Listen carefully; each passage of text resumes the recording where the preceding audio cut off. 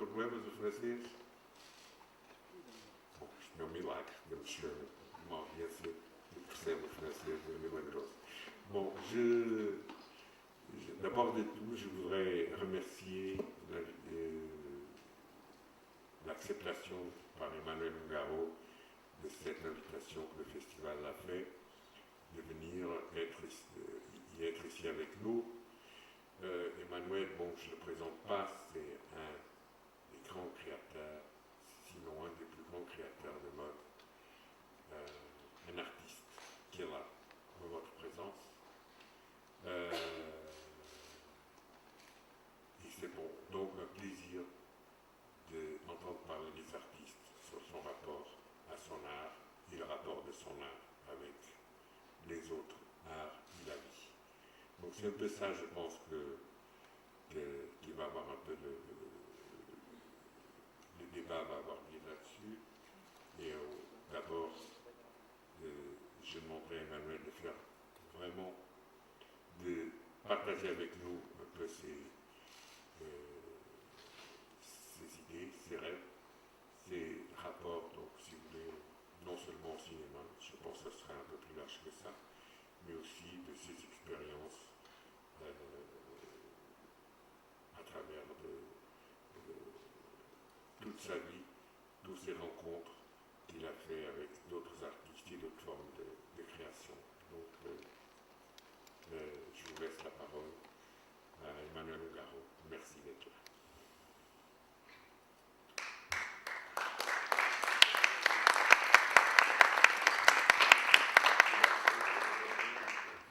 Alors, évidemment, je suis très touché d'être ici, ce grand festival film européen. Je remercie bien évidemment Paul Aubin qui est d'une générosité, d'une efficacité très impressionnante. Et je crois que le Portugal a la chance d'avoir des êtres de sa qualité. Et nous aimerions l'avoir beaucoup comme lui. En tout cas, après la brillante prestation, intervention de notre ami Dominique Villepin, évidemment, je me sens un peu appauvri sur le plan de la rhétorique. Mais il ne s'agit pas de rhétorique, puisqu'il s'agit de parler de mode. La mode n'est pas une rhétorique, c'est une application, c'est un art appliqué. Et de ses rapports avec le cinéma. Et les rapports avec la mode et le cinéma, évidemment, ont eu des rapports très riches, très féconds, très lointains, je crois même depuis l'origine du cinéma. Comment définir ces rapports et dans quelles priorités ont-ils été acceptés à l'intérieur du cinéma par les réalisateurs de films? Là, la grande question, est-ce qu'il y a osmose, complicité entre le réalisateur du film, le movie maker, l'expression anglaise me paraît beaucoup plus juste, et le costumier, ou le dessinateur de costumes, qui vont accompagner le film. Mais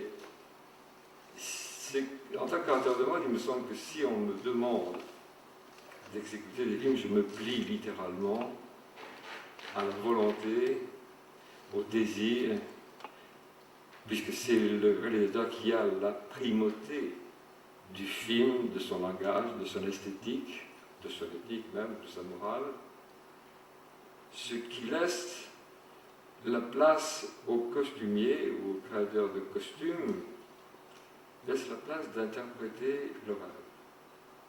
Et c'est là évidemment où interviennent les éléments prépondérants du cinéma, qui est d'abord a été un véhicule extraordinaire pour la mode et en même temps a laissé des traces dans l'histoire de la mode qui encore aujourd'hui demeure, et je crois bien, enfin en tout cas ce qui me concerne, j'ai toujours apprécié et regardé et scruté et analysé la façon, l'élégance, la grâce, le comportement de ces grandes actrices de l'époque hollywoodienne avant toute chose, puisque c'est à ce moment-là, je crois, que s'est créée véritablement une histoire du cinéma de façon très particulière. Le cinéma européen avait son langage propre, ses créateurs extrêmement importants, mais je crois que c'est le cinéma américain, le cinéma hollywoodien, très spécialement, dans les années 30-40, qui a véritablement créé ces divas. Et on les connaît bien sûr, tout le monde les reconnaît. Si on cite Greta Garbo, Marlene Dietrich, ou Laura Gardner, Joan Crawford, ce sont des femmes qui ont imposé véritablement une façon d'être. Et cette façon d'être a été véhiculée non seulement par le cinéma, mais par leur vie sociale. Et c'est là où l'interprétation est intéressante, parce qu'il y avait tout à coup, de la part du public féminin, une volonté d'identification. Et surtout un désir de rêver d'une vie parfaite, riche et voluptueuse. La réalité souvent est différente, mais ça ne fait rien. Le cinéma est un pourvoyeur d'illusions. Et dans ce sens, il n'a pas manqué sa vocation. Et heureusement. Aujourd'hui, le cinéma est tout à fait différent. C'est plus un cinéma d'auteur, un cinéma engagé, un cinéma qui essaie d'aller plus loin que l'apparence des choses. Le cinéma de hollywoodien était un cinéma vraiment de plaisir, bien qu'il y ait eu des films extrêmement violents. Mais je ne vais pas faire ici l'historiographie du cinéma américain. Je ne suis pas là pour ça. Mais ce qui me paraît véritablement merveilleux, c'est la permanence de ces vedettes de cinéma, puisque quand j'ai eu l'extrême privilège de rencontrer Greta Garbo, et elle avait un âge très avancé, mais elle dégageait un charisme et une grâce qui justifie tout.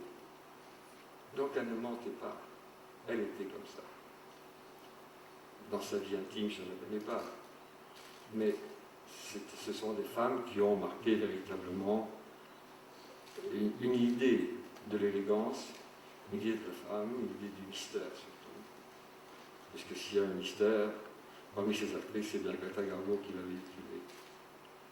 Mais il y a, en dehors des actrices cinéma, il y a eu également des femmes extrêmement importantes qui ont, dans la société, mais encore une fois, dans la société américaine à laquelle j'étais intéressé, je vais citer Jackie Kennedy. J'ai eu le bonheur, la chance de la connaître bien, de l'habiller.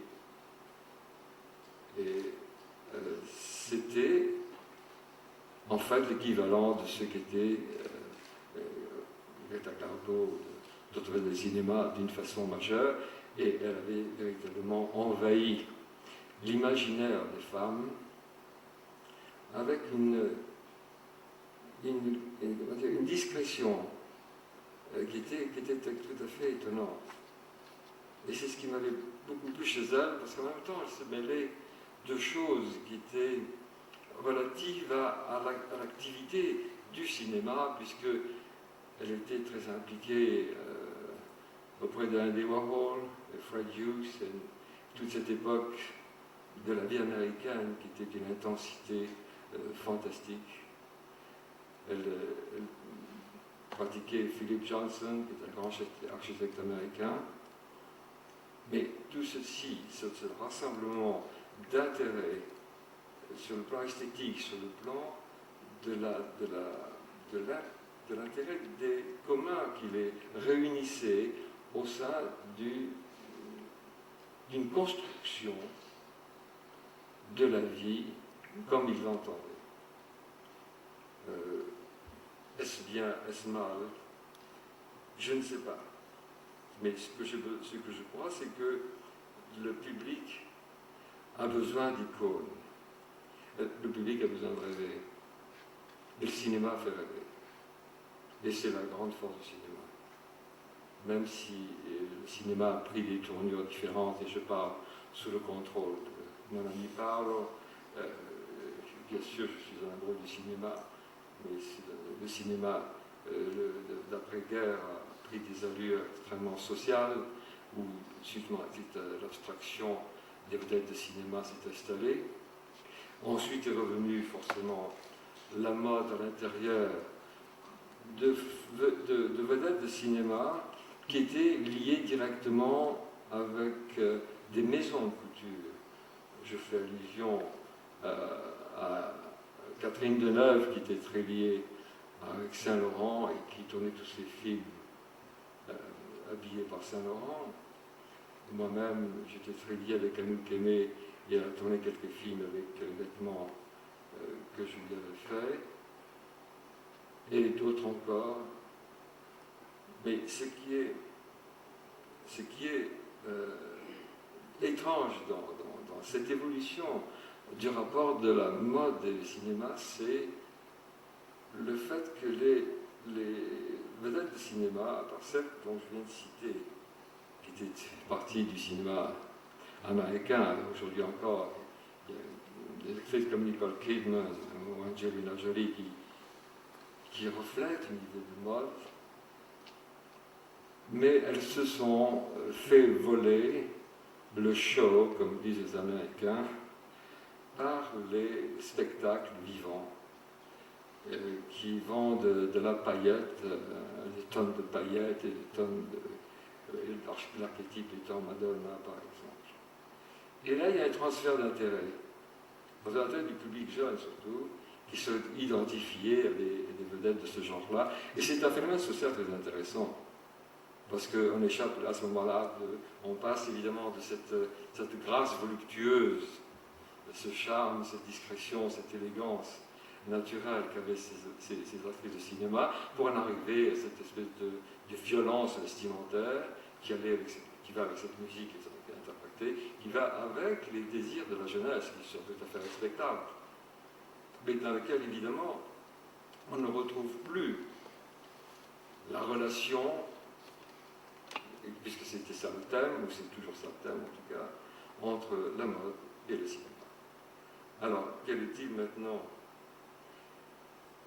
Pour dire les choses, j'essaie de comprendre comment vous donner des exemples fortuits. Moi, j'ai vécu diverses expériences directement avec le cinéma. Un metteur en scène, Jean Aurel, qui n'est plus très connu maintenant, avait décidé de faire un film qui s'appelait, et qui s'appelle toujours Manon 70, et avec un scénariste qui s'appelait Jacques Laurent, qui était un écrivain assez controversé, mais intéressant.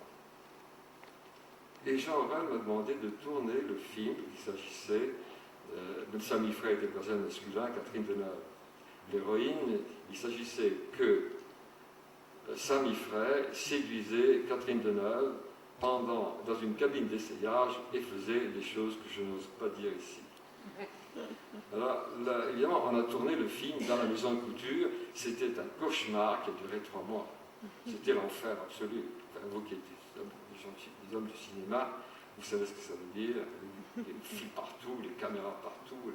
Ils ont essayé l'atelier, ils ont essayé tout. Et alors, la récompense fut que Jean Aurel avait décidé de filmer la cabine des mannequins qui s'habillaient, n'est-ce pas, on les habillait pour préparer un défilé, ça veut dire on les habille au fur et à mesure, on les projette sur le podium, elles reviennent, on les réhabille et on les renvoie. Si vous ne connaissez pas ce genre de choses, c'est un peu comme ça que ça se passe, ce qui devient aussi une certaine forme de spectacle, qui n'a rien de cinématographique, bien qu'on filme maintenant les défilés, on en fait des montages, on en fait des choses qui ne sont pas inintéressantes, mais ça n'a rien à voir avec le cinéma. Et Jean Aurel a filmé tout le générique sur cette cabine-là, ce qui était un hommage fantastique à ce métier de la couture, parce que c'était une collection de haute couture à ce moment-là. Mais l'expérience la plus émouvante que j'ai vécue, en dehors d'autres, Catherine Deneuve qui devait tourner un film avec Yves Montand, qui s'appelait Le Sauvage. Alors maintenant, surtout, il vient choisir des robes chez moi, me demande 12 robes, la même 12 robes. Pas 12 robes, voilà. J'ai compris ensuite qu'elle subissait les assauts violents de Yves Montand pendant les scènes, et que les robes finissaient en lambeaux. Alors, ça c'est intéressant. Mais ce que j'ai trouvé le plus intéressant, c'est le réalisateur de film, pour lequel j'ai une grande passion, qui est John Cassavetes, qui a fait de très beaux films, très intimes, très énergiques, entré dans la vie avec une violence et une vigueur qui m'a beaucoup touché. Et il m'invita à voir la projection d'un film dont le titre était Gloria. Et je savais que son épouse Gina Rowlands jouait dans ce film. Et le générique apparaît, et je vois mon nom sur le générique, je ne comprends pas très bien pourquoi, mais j'ai compris tout de suite. Gina Rowlands était tout simplement habillée dans la vie avec les vêtements qu'elle portait pour tourner ce film. Et c'était fantastique. Mon intervention a été totalement nulle. Sinon, on n'a pas créé ces vêtements. Mais je ne les ai pas choisis. C'est elle qui a choisi ces vêtements. Et c'est ça, là, il y a une vérité dans cette action qui m'a passionné. C'était fantastique. Là, on atteint une espèce de cinéma-vérité. Je ne sais pas si on peut dire ça, c'est un peu prétentieux, mais ça reflétait ça, c'était formidable. Une fraîcheur, une volonté. Et je me souviens, quand Gina Rowlands était revenue à Cannes, je sais qu'elle avait adoré une veste, c'est une anecdote que je vous raconte simplement pour vous faire sourire. Elle avait offert une veste il y a très longtemps qui était en lambeaux, elle me l'a dit, et je lui ai renvoyé la même veste, divinement faite, et je lui ai mis Gina, I love you. Et voilà. Et puis ça.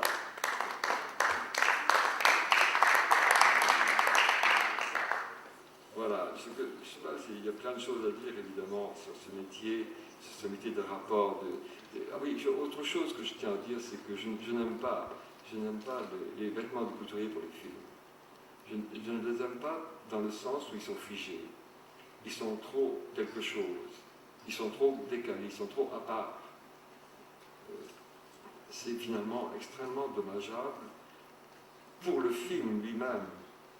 Et il semblerait que le costumier ou le créateur de costume veuille tirer à lui la priorité en exposant des vêtements parfaitement bien faits, calibrés, ce qui est absolument insupportable, qui est tout à fait le contraire justement de ce qui s'est passé avec Gina Rowlands, qui elle n'a pas du tout, ce vêtement était délabré, elle portait comme ça, je ne sais pas si vous avez vu le film d'action très violent, n'est-ce pas, cette femme manie le pistolet avec une dextérité incroyable et défend un petit garçon. C'est fou, d'une violence. Et les vêtements restent vivants avec elle parce qu'il y a une complicité totale entre elle et les vêtements qu'elle porte. Et c'est là où c'est la force. Et c'est ce que je voudrais dire aux femmes tout le temps. Ne vous mentez pas. Ne vous mentez pas devant le miroir. Voyez bien. Soyez en accord avec vous-même. C'est le mieux. C'est ça qui est fantastique. Il n'y a rien de plus vrai. Il n'y a rien de plus vrai que de ne pas se mentir. Et d'aller vers ses désirs. Mais si vous êtes décalé, c'est foutu. Il faut habiter la robe, non pas seulement le mettre. Et c'est ce que j'ai essayé de faire avec quelques actrices que j'ai habillées quand cela m'est arrivé. Je n'ai jamais essayé de prouver que j'étais un grand couturier, entre parenthèses. J'ai plutôt essayé avec modestie de m'appliquer à la thématique, à la signification du film, parce que c'était ça l'important. Le monsieur n'est qu'un accompagnateur finalement, il n'a pas de priorité. Le décorateur, c'est la même chose. Il faut le contenu du film, quand tu l'as écrit, filmer avec une force, une puissance, une volonté de transmettre un message. Bon, mauvais, mais il l'a fait. C'est le même travail, comme tu sais très bien, le même travail pour faire un mauvais film que pour faire un bon film. Une collection, c'est pareil. N'est-ce pas? La collection, c'est pareil. Même travail acharné, semaines, des mois pour faire une collection. Et la collection peut être un bide complet. Alors qu'on est paralysé de stupeur. On ne comprend pas pourquoi. On ne comprend pas.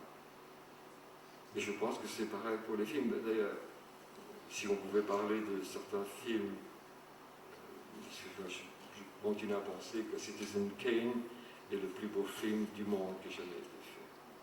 Mais je ne crois pas qu'il ait eu à son origine le succès, la signification révolutionnaire, pour rejoindre le thème de Dominique tout à l'heure, le dérangement qu'il apportait dans tout ça. N'est-ce pas? C'était une espèce de société américaine sur cette fantastique. C'est cela. C'est le cinéma que j'aime, c'est celui-là. Les Parisiens pas le cinéma. À l'autre, je ne sais pas ce qu'on va faire. Et c'est pour ça que si on fait les costumes de cinéma, il faut qu'ils aient véritablement une signification. On ne peut pas être là simplement pour ne pas laisser les actrices nues. Il ne s'agit pas seulement de ça. Mais évidemment, alors on pourrait parler maintenant de l'intervention du cinéma pornographique. Là, il n'y a plus de costume du tout. Donc c'est formidable. Donc, ils confondent toujours érotique et pornographie. C'est pour ça. Il faudrait mettre les choses au point et savoir ce qu'on veut. N'est-ce pas? Voilà. En fait, voilà. Je ne sais pas. J'ai écrit plein de choses, mais je n'ai pas. Je vais peut-être vous poser une question aux deux, si vous voulez.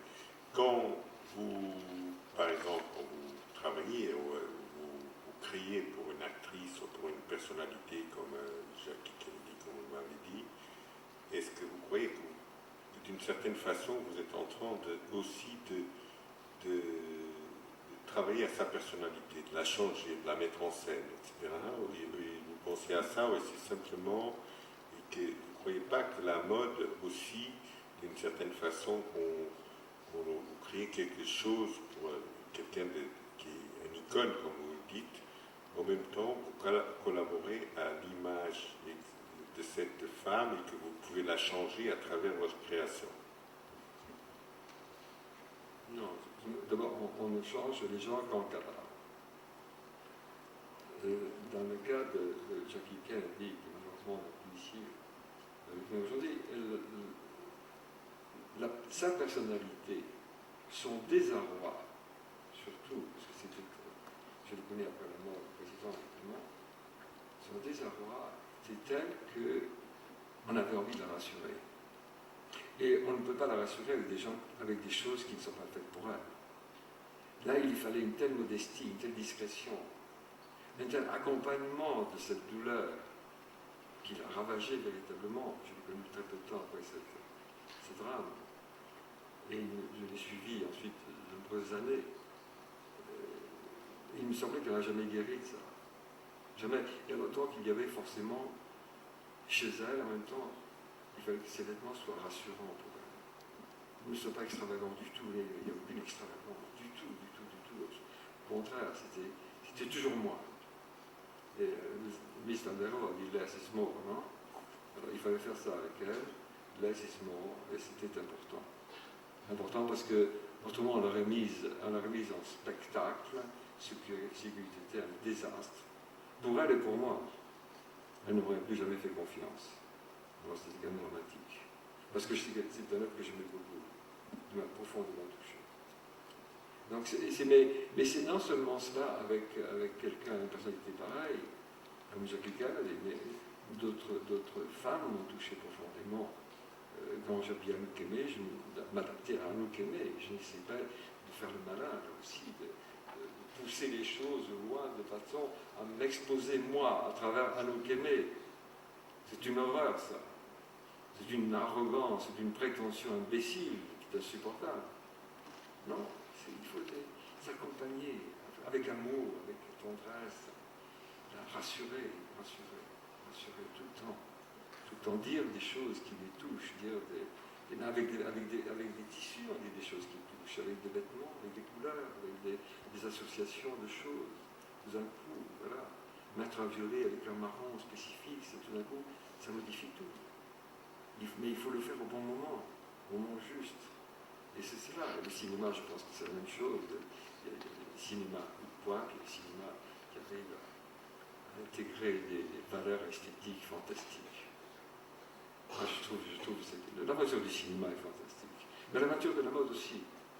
Et alors, mais ce que j'ai à dire, moi, la chose que j'ai à dire, c'est un peu moins agréable, peut-être, pour le cinéma, pas pour le cinéma, pour le cinéma, c'est que... Alors, je vais essayer de le dire, mais rapidement, ne vous inquiétez pas. Non. Alors, voilà, dans ces temps différents qui sont les nôtres, pardon, il y a un fort transfert d'intérêt au détriment des acteurs de cinéma vivant vers d'autres formes d'exposition. Vedette de spectacle à grand renfort de paillettes, artifice de la parade de la substitution, fournissant des tonnes de rêves de pacotille, cependant que de grands créateurs de films d'aujourd'hui, par l'énergie et la qualité de leurs films, donnent à ces nouvelles actrices féminines une audience, une sensibilité exceptionnelle, illustrée au festival prestigieux Cannes, mais aussi en relation avec une image de mode, les nominations aux Oscars de Hollywood. C'est alors la suprématie de l'image délivrée par ces actrices prestigieuses qui illustre de façon hystérique un moment de mode, malheureusement, associé à la représentation éphémère de leur passage face aux photographes. Aux multitudes de photographes qui fixeront pour un temps déterminé l'allure, la grâce, la beauté, la célébrité de ces actrices, qui, par leur choix vestimentaire, confirment la prééminence d'un couturier sur ses confrères. Cette course à l'exploit devient une démarche commerciale assez dérisoire et le risque encouru par ces actrices d'être considérées parfois tels des vecteurs prestigieux, au pire comme des mannequins de luxe. Mais ceci fait partie de l'histoire du cinéma, qui est toujours un grand producteur de rêves et d'illusions, chose essentielle pour nourrir notre imaginaire, nos rêves, nos désirs d'une vie autre. Vive donc le cinéma.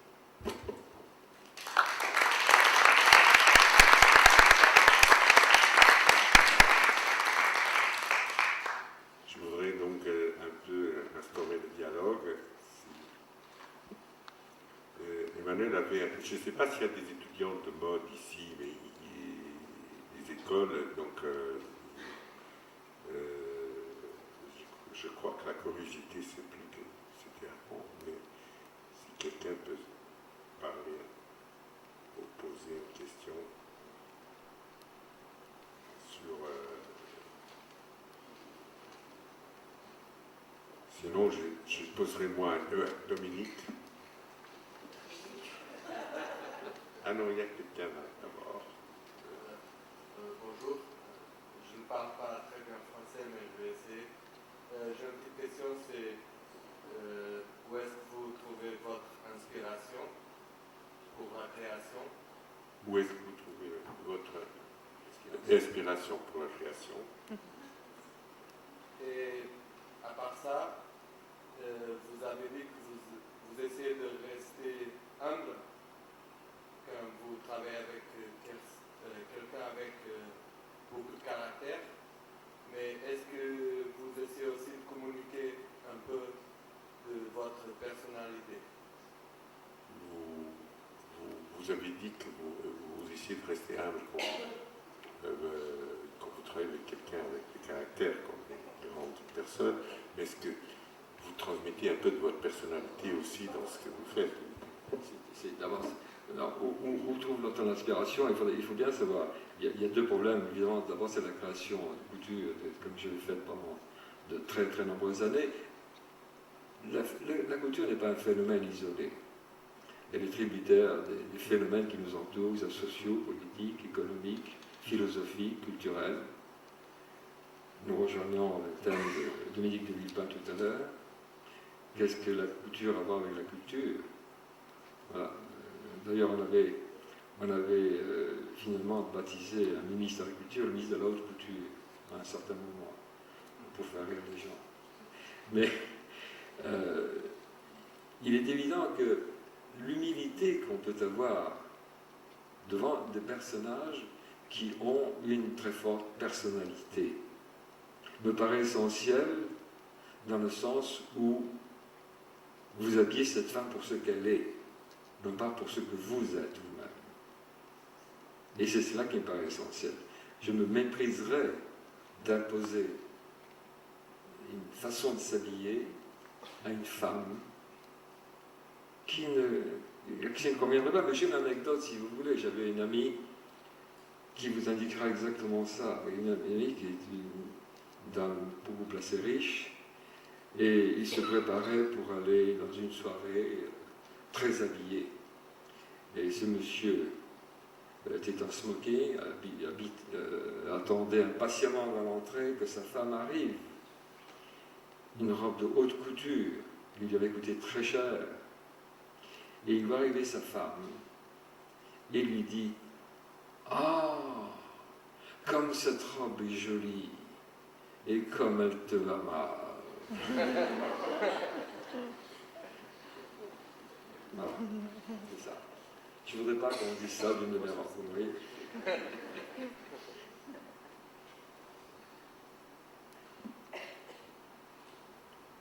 Bon, mais il y a une chose quand même qui est assez, que je vais vous demander, est-ce que, par exemple, la mode, comment dire, elle précède, si vous voulez, les changements qu'il y a de société ou elle les provoque? Par exemple, l'apparition de la mini-jupe, les choses comme ça, est-ce que c'est la mini-jupe, de tout ça, si vous voulez, à un moment la mode, tu vois, des années 60, est-ce que c'est, elle a précédé, si vous voulez, cette espèce d'évolution de la société qui a eu cette liberté, qui a commencé à avoir dans les mœurs, etc., ou elle la provoque? Est-ce que...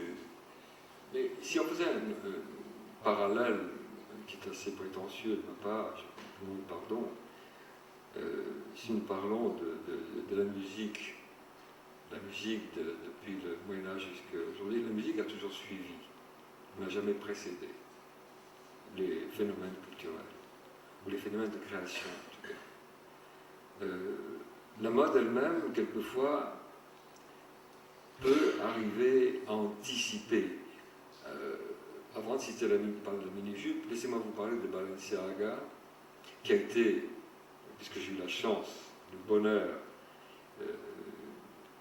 l'indicible d'être son élève, d'avoir travaillé auprès de lui pendant 6 années, et c'est un homme à qui je dois absolument tout, et encore aujourd'hui, je le respecte dans tout ce qu'il fait. Il était fondateur, véritablement, de la couture moderne, la couture contemporaine. Beaucoup aujourd'hui s'en réclament d'ailleurs, parce qu'on se rend bien compte combien cet homme a inscrit, il a ouvert une voie royale dans ce métier. Il a inscrit tous les prémices de la modernité. Il est allé jusqu'au bout des choses avec une rigueur, une discipline de faire, même quand les choses n'allaient pas très bien, parce que c'était tellement rigoureux ce qu'il faisait, et il s'est trouvé que toute la couture s'est plongée sur les thèmes, sur la technique, sur l'esthétique, sur les valeurs fondamentales de Balenciaga. Et ça a été très important. Maintenant, qu'est-ce qui s'est passé avec la mini-jupe? C'était un phénomène. Il faut dire les choses comme elles sont. Et c'est né à King's Road.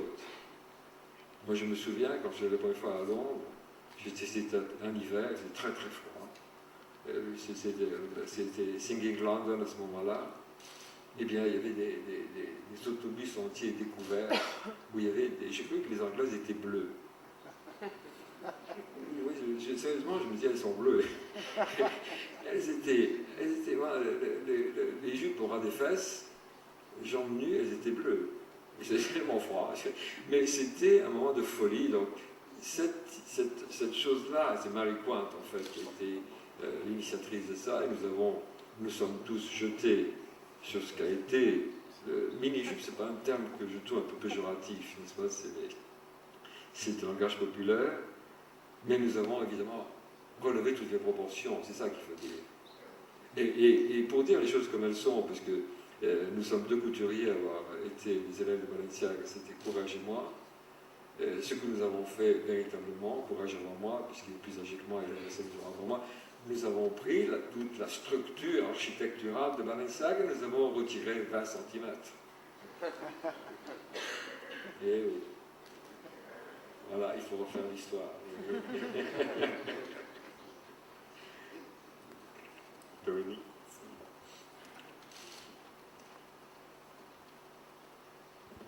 Merci. Dans la mode telle que vous l'avez décrit, il y a la couleur, il y a la matière, il y a le mouvement, il y a des rythmes, ce qui veut dire que la mode telle que vous la concevez est en correspondance avec de nombreux arts possibles. Le cinéma étant l'un de ces arts, mais est-ce que vous pouvez nous expliquer le lien qu'il y a pour vous entre vos créations de mode et les autres arts? Je pense à la peinture, je pense à la sculpture, je pense à la musique, je pense à la poésie. Dans quelle mesure ces arts vous habitent? Dans quelle mesure ils transforment votre propre regard? Et puisque vous avez fait preuve de beaucoup d'humilité, est-ce que cela apporte quelque chose de plus à vos créations? Et est-ce que vous pensez qu'on peut aujourd'hui être un homme de mode, un homme de haute couture, sans être un homme de culture? Alors, la question est intéressante, ça va ouvrir un grand débat, ça, si vous voulez. C'est intéressant puisque je ne crois pas que ce métier de couturier, enfin, tel que je l'ai exercé, n'est pas d'une génération spontanée. Certainement pas. Ce que j'ai toujours su, en tout cas, c'est que je n'ai jamais fait une collection sans l'avoir rêvé auparavant. Jamais. Nous savons tous très bien, et vous êtes mieux placés que n'importe qui pour savoir, que le poème est écrit avant d'être écrit. Et je ne suis pas un poète, je suis un couturier, avec modestie, mais j'ai essayé d'intégrer ou d'insuffler ou de transmettre à mon travail toutes les émotions qui viennent d'abord de la musique. Je n'ai jamais travaillé sans musique, c'est impossible. Toute la musique est là. Je n'ai jamais travaillé sans la peinture, et la peinture est là. Qu'elle soit la peinture du Rinascimento jusqu'à Andy Warhol. Et aujourd'hui, puisque nous partageons des amours avec M. Marcel ou avec Vincent Kiefer, nous avons des liens qui s'installent, des passages, des choses. Je me souviens avoir vu une exposition de Rauschenberg où je me suis mis comme un fou à faire des imprimés qui reflétaient cette espèce de folie de Rauschenberg qui me bouleversait complètement. Ça n'a pas été facile du tout. J'ai fait des collections inspirées de Saul Steinberg, des dessins. C'était fou. Inspiré la peinture indienne m'a profondément bouleversé par l'exposition de la couleur, par le côté liquide des vêtements. Là, c'est très important. La liquidité, j'étais obsédé par la liquidité des robes, la liquidité des vêtements. Voir une femme liquide, libre dans son vêtement. C'est ce que j'ai essayé de transmettre d'une façon passionnée. C'était des heures de recherche, des jours, des années de travail pour arriver à transcrire cette sorte de liquidité, cette liberté du mouvement. Parce que finalement, la mode est une architecture en mouvement. Le vêtement est une architecture en mouvement.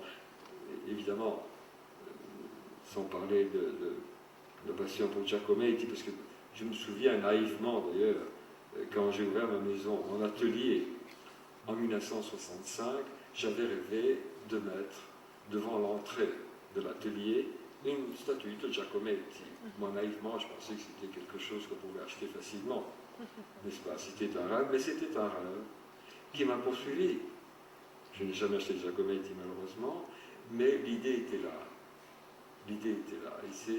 Et il est vrai que la couture ne vit pas sans l'expression de toutes ces cultures, toutes les expressions culturelles qui nous entourent, d'une façon majeure. Nous le voyons bien. Mais il y a des gens qui ont influencé de façon prépondérante, Andy Warhol surtout, dans la fin des années 60, a été un très grand... Klimt a beaucoup influencé aussi, toute l'école viennoise a influencé, Victor Hugo, l'école de la sécession, ont profondément influencé la mode des imprimés surtout, et l'exposition des couleurs, la façon extrêmement raffinée, presque perverse, n'est-ce pas, il y a de la perversité dans cette école viennoise, que j'aime beaucoup d'ailleurs, c'est quelque chose d'extrêmement intéressant. Donc la culture ne vit pas,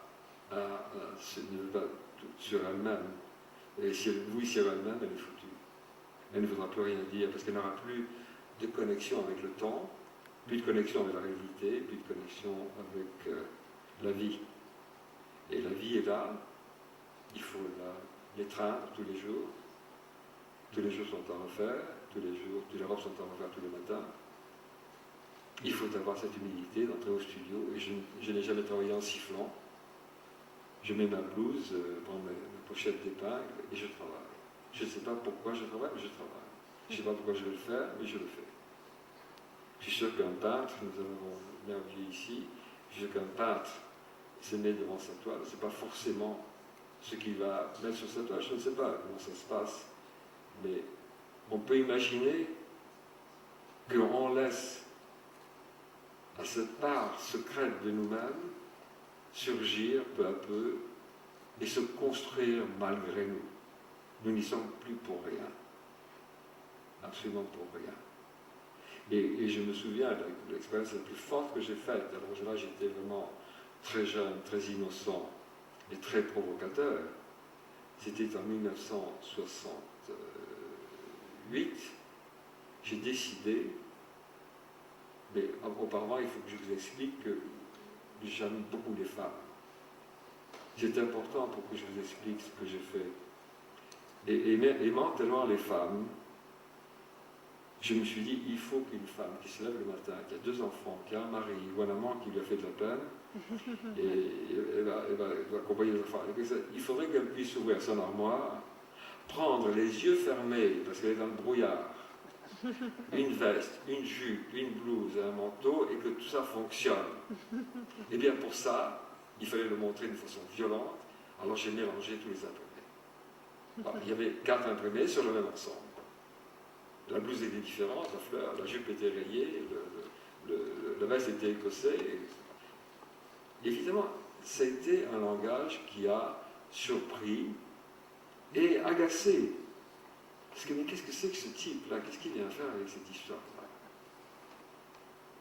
Évidemment, vous avez cité auparavant ces artistes qui ont été reconnus après leur mort. Ce n'est pas mon cas, mais ce qui était même pas une satisfaction, j'ai accepté avec ironie, c'est que cette thématique-là a été reprise d'une façon mondiale, sans que l'on me reconnaisse la paternité.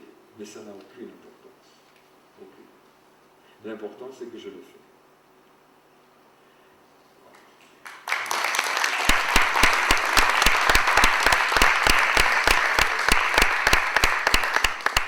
Encore d'autres questions? Sinon, j'ai envie de vous poser une question encore. Je m'excuse. Il y a pas une... Comment vous sentez-vous, comme cet art de la couture, cet art de la mode, finalement, elle a son expression quand les robes sont portées. Les robes qui ne sont pas portées, je pense qu'ils n'ont pas le même sens. Comment vous voyez cette éphémérité de vos créations? Ça veut dire parce qu'à un moment elles sont portées, et à un moment elles disparaissent. Je pense que c'est quelque chose dans votre art. Comment vous vivez ça? Essayons de répondre clairement. Il y a 2 choses qui se meuvent dans la rue, non? Les voitures et les êtres humains. Il n'y a pas d'autre chose. C'est déjà beaucoup. Nous avons une publicité vivante possible. Et la deuxième chose, c'est que nous sommes des phénix qui renaissent de nos cendres. Donc le renouvellement ou la réactivation de certains thèmes d'un couturier, mais moi je ne crois pas qu'il faille changer de style tous les 3 mois, du tout. Là, je suis complètement opposé à ça. Seul Picasso a réussi à donner à son parcours cette espèce de folie créatrice qui est bien dominante dans le siècle entier de la peinture. C'est le seul qui a été capable véritablement de passer d'un extrême à l'autre. Les couturiers, en général, n'ont pas cette diversité-là, parce qu'ils sont contraints, surtout sur des problèmes commerciaux maintenant, parce que là, on va rentrer dans des problèmes beaucoup plus compliqués. Les problèmes commerciaux font que vous devez absolument, ayant construit des boutiques à travers le monde, vos clients sont habitués à retrouver certains types de produits, et vous ne pouvez pas plus les changer comme toi. Mais la haute couture permettait ça. La haute couture permettait ça. Et c'est ce que j'ai vécu, moi, chez Balenciaga. Il y avait eu des collections de ruptures extraordinaires, mais ruptures à l'intérieur de son style. Ça veut dire qu'il ne sortait pas de cette espèce d'obsession structurelle de son métier, de cette architecture qui avait une valeur extraordinaire, parce que tout était là. Et quand il me disait, écoutez Emmanuel, il n'y a pas de complication, le vêtement part de là. Et il prenait, puisque c'est un fils de pêcheur, basque, il prenait cette image de paysan, c'est comme un cheval. Le cheval, on lui met le collier ici, il tire ici, mais la veste est pareil. Le vêtement doit reposer là. Et là, c'est pas tout. Donc, on peut pas. Il faut respecter ces règles d'or comme ça. Ces règles d'or qui sont importantes. Ceux qui essaient d'y échapper parce qu'ils ne savent pas quoi faire. Voilà. Et il existe de persévérer dans cette rigueur, cette discipline de travail, et cette espèce d'adéquation à ces obsessions, comprendre et travailler. Mais combien de fois je suis venu au studio en remâchant ce que j'avais fait, sans m'en sortir, mais je ne voulais pas sortir de ce studio. Parce que je savais que si je sortais, j'étais foutu. Là, au moins, il y avait des béquilles. Il y avait des choses comme ça. C'était très bien. J'arrivais, j'avais ce secret-là, ce monde-là, c'était le mien. Il y avait la musique à tue-tête, pardon. Musique à tue-tête. Et j'essayais de comprendre, essayer de réunir les débris qui étaient en moi, comme ça, pour essayer de former. Et voilà, et on arrive à la poésie, à la postérité du soleil. Voilà un poète, René Char, qui est depuis longtemps. Mais avant lui, il y a eu Pavese, qui était un poète italien merveilleux, qui aimait enchanter mes après-midi aixoises. Je suis aixois, il était adolescent, nous lisions Pavé, Prima che il gallo canta. On chante. C'est très beau, ces nouvelles de Pavese. Il a écrit un livre extraordinaire, Le métier de vivre. Et puis j'ai retrouvé, évidemment, après Pavese, il y a eu Rimbaud. Rimbaud a été majeur et a été véritablement une sorte de... Il a éclairé des choses que je ne savais pas de moi. Et c'est là où ça a été une révélation véritable, profonde, totale, où j'ai adhéré totalement à la poésie de Rimbaud et au personnage, qui reste encore mystérieux aujourd'hui. Et puis René Char est arrivé. René Char est arrivé avec une solarité, une exigence tout à fait exceptionnelle, avec un courage, une façon de voir les choses qui ne ressemblent à personne d'autre. Il ne ressemble à personne d'autre.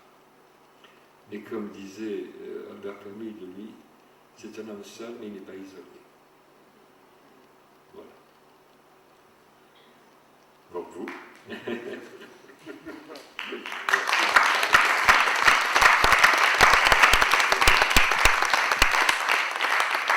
Merci beaucoup. Merci d'être présent. Et je crois que c'était vraiment encore une émotion, ce moment qu'on a passé ensemble. Merci.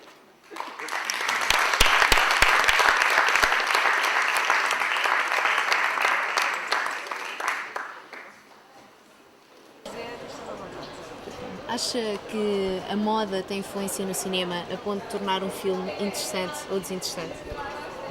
Acho sobretudo que pode haver uma perversão, que de resto um Garro falou aqui, de se encher um filme com moda e com vestidos e roupa bonita e depois não ver nada lá dentro. Eu acho que foi interessante nesta masterclass de um Garro foi passar a mensagem de que um grande criador como ele é se deve humildemente apagar e deixar viver a personalidade, as características principais das atrizes que veste, que normalmente são atrizes que eles vestem, e aceitar que quem manda num filme é o realizador e que por isso a moda deve servir o filme e não servir-se do filme, como muitas vezes acontece. Mas mesmo assim, acha que o cinema é uma boa forma de divulgar a moda? É, sem dúvida, o cinema divulgando a realidade acaba por globalizar um bocadinho, se pensarmos, aliás um Garro também falou nisso, houve um tempo em que a moda, em que as criações se popularizavam através dos filmes. Eu não sei se hoje não acontece um bocadinho a mesma coisa, mas com a globalização, a verdade é que nós vemos toda a gente vestida da mesma maneira em todo o mundo. Os jovens de todo o mundo vestem-se rigorosamente da mesma maneira. Isso provavelmente antes não acontecia tanto, até porque as criações que se viam no fundo eram criações para uma elite. Por isso há sem dúvida uma ligação entre a moda e o cinema, entre a maneira como as pessoas se vestem e aquilo que vê nos ecrãs. Acha que as roupas que um personagem pode vestir faz o personagem, que só isso chega para... A velha questão de se o hábito faz o parado ou não. É possível que sim.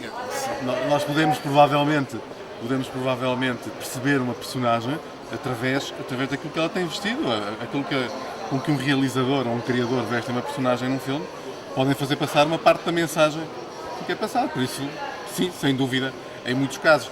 Noutros casos, provavelmente,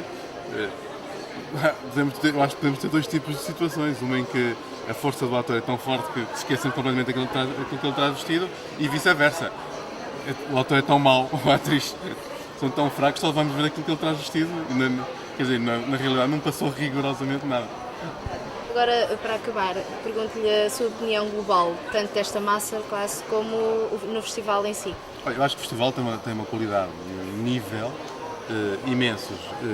Eu ouvi a masterclass anterior com o Dominique Villepin, que realmente fez uma exposição brilhante das ligações da política à cultura. É verdade que ele é uma pessoa completamente atípica, porque é um homem político, é também um homem de cultura, poeta, historiador, um homem muito, muito interessado. Por isso não será, quer dizer, um caso normal na política. Ora, a lista é impressionante. Há imensas pessoas que nunca tinham falado em Portugal, provavelmente alguns deles nem sequer tinham posto os pés em Portugal, num enquadramento não turístico. O que temos que esperar mesmo é que isto continue e que este festival tenha longa vida, porque só podemos...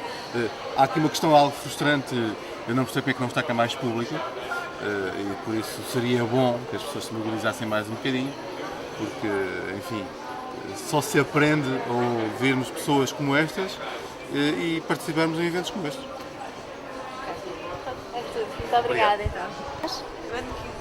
O som está bom? É para mim. Fala para mim. Acha que a moda tem influência no cinema a ponto de tornar um filme interessante ou desinteressante? Se o filme não for muito bom, as roupas das pessoas destacam-se mais. Se o filme não tiver uma grande história, é evidente que o público repara muito na roupa que foi desenhada. Por outro lado, se os atores não tiverem vestidos de acordo com o que o filme quer mostrar, também acaba por ser um grande flop. No fundo, num filme tudo tem que estar certo. Tem que estar certa a roupa, tem que estar certo os decores, tem que estar certa a iluminação. Ainda que a história seja muito boa, se o resto das coisas não estiverem certas, nomeadamente a roupa que se veste, não caracteriza os personagens, e a roupa é para caracterizar o personagem, ainda que uma atriz se vista de uma maneira informal todos os dias, se o papel dela não é ser informal, não pode estar vestida de uma maneira informal. Portanto, quem é que acha que ganha mais com esta relação, o cinema ou a moda? A moda. a moda ganha muito com esta relação, porque há filmes que ficaram na memória dos espectadores em que foram as roupas das atrizes que tornaram costureiros famosos ou que lançaram um tipo de modelo. Talvez não tenham sido muitos, mas a moda ganha muito. Como é que vê esta evolução de modas que vem também, que vem sendo trazida também pelo cinema? Acha que o facto de ser transmitido pelo cinema chega a muito mais pessoas ou, pelo contrário, é feita só por uma elite? A moda hoje em dia é massificada. Estudam-se as tendências da moda. Portanto, todos os grandes armazéns, as Zaras, as grandes superfícies, vão estudar as tendências e quem lança as tendências são os grandes costureiros. Eles é que transformam de um ano para o outro aquilo que vão ser as tendências de moda. São os grandes costureiros, o Engarrot e os seus pares, que lançam as tendências de moda e depois as grandes empresas e as grandes superfícies vão buscar essas tendências para lançar a moda. Portanto, acaba por ser uma coisa mistura-se com a outra. Para terminar, pergunto-lhe então qual a importância que esta masterclass teve no conjunto do festival. Eu penso que é sempre engraçado num festival de cinema como este, desta natureza, haver várias vertentes, e uma vez que estávamos a falar de cinema, porque é um festival de cinema, e como o cinema tem a ver com todas as vertentes artísticas, a moda é uma delas, a pintura é outra, a luz é outra, há várias tendências artísticas que se misturam com o cinema, portanto num festival desta natureza eu penso que cabe muito bem o Sr. Engarrot vir fazer uma masterclass, assim como o Sr. Villepin, que vai falar da cultura e dos artistas e o cinema. É tudo então, Adeus. muito obrigada. Tenho que pôr mais aqui. Vous savez que le ciné est un véhicule extraordinaire.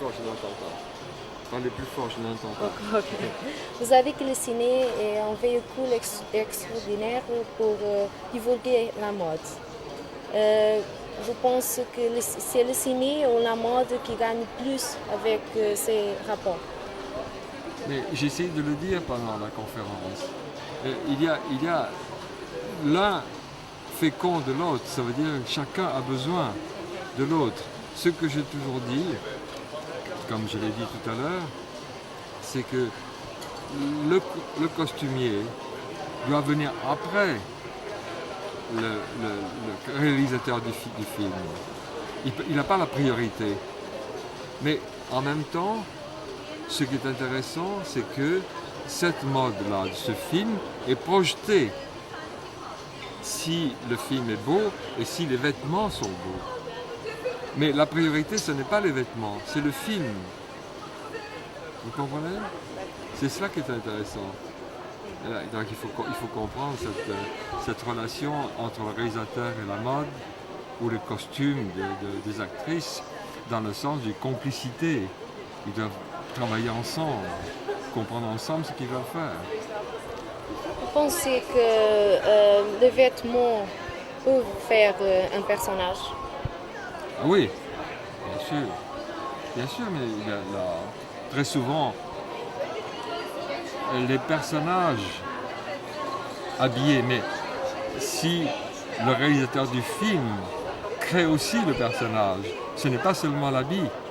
L'habit ne fait pas le moine, n'oublions pas ça. Mais si les deux en même temps, le costumier et l'actrice et le réalisateur, créent ce personnage mythique, alors oui, c'est ce qui s'est passé avec Greta Garbo, n'est-ce pas? Ou avec Marlène Dietrich. L'Ange Bleu, c'était une prostituée qui est devenue une icône extraordinaire. Mais le costumier a fait exactement ce qu'il fallait faire, Sandberg a tourné exactement comme il fallait, et Marlène Dietrich était fantastique. Voilà, il faut les trois choses en même temps. Alors, qu'est-ce que vous pensez de ce festival? Moi je pense le plus grand bien. D'abord, c'est très jeune, c'est formidable, c'est très vivant, très énergique. Je suis fou de joie d'être ici. J'espère qu'on m'invitera à nouveau. Vous pensez que le ciné portugais peut être plus connu dans l'Europe après ce festival?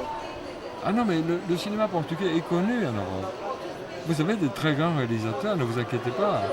Le cinéma portugais n'est pas inconnu, pas du tout. Au contraire. Et je pense maintenant, avec la nouvelle génération, il va y avoir une diffusion beaucoup plus grande du cinéma portugais. Absolument. J'ai confiance en ça. Puisque vous êtes une population jeune. Vous n'avez pas le passé, c'est passé. Vous êtes en train d'avancer, c'est formidable. Travaillez. Et le rapport entre la mode et le ciné portugais? La mode et Le ciné portugais. Ah ça je ne sais pas.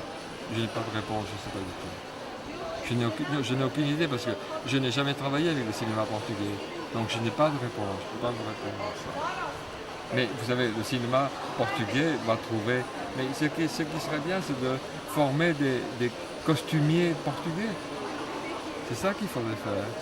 Il y a sûrement il y a une mode portugaise, non? Oui, eh bien, il faut faire appel à eux. C'est ça. C'est pas compliqué, il faut leur dire ça. Il faut lancer des messages. Vous, avec votre instrument, c'est formidable la télévision. Vous pouvez dire plein de choses. Inviter les jeunes dessinateurs portugais à venir s'intéresser au cinéma. C'est fantastique. Ok, merci, c'est tout.